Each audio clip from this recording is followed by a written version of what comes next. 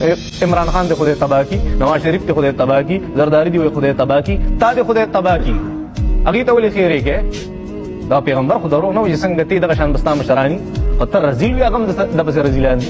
څنګه چې ته بېوسه ارامي هغه وس والا ارامیان دي. ته بېوسه ارامي هغه څه وي وس والا ارامیان دي. که نه داسې نه ده هر انسان نه څونه کېږي بس هغه عمره اراميتوب کوي، هغه عمره پردي حقوق وایي، بل ته تکلیف رسوي، بل ته کنځلې کوي، بل د ګریوان نه نیسي. که نور څه یو که نه فیسبوک په یو پوسټ شیر کړي که نه د هغې خو څوک تپوس نه شي کولی.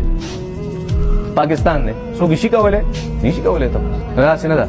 نبی کریم صلی الله علیه وسلم توقعات ساتلي دي امت او مثالونه یې ولا ورکړل. بخاري شریف کې روایت دی یو 3 کسان چېرته غار ته ننوتي وو او طوفان او باران راغلی او غر پرې راپرېوتی وو. بخاري کې روایت دی ډایجسټ کیسه نه ده. ګټه راپرېوتې وه چېرته هغې وی چې دلته خو ګیر شو دونه غټه ګټه دا هم په 3 کسه نه شو خوځولی خو الله جل شانو ته به خپل اعمال وسیله کړو.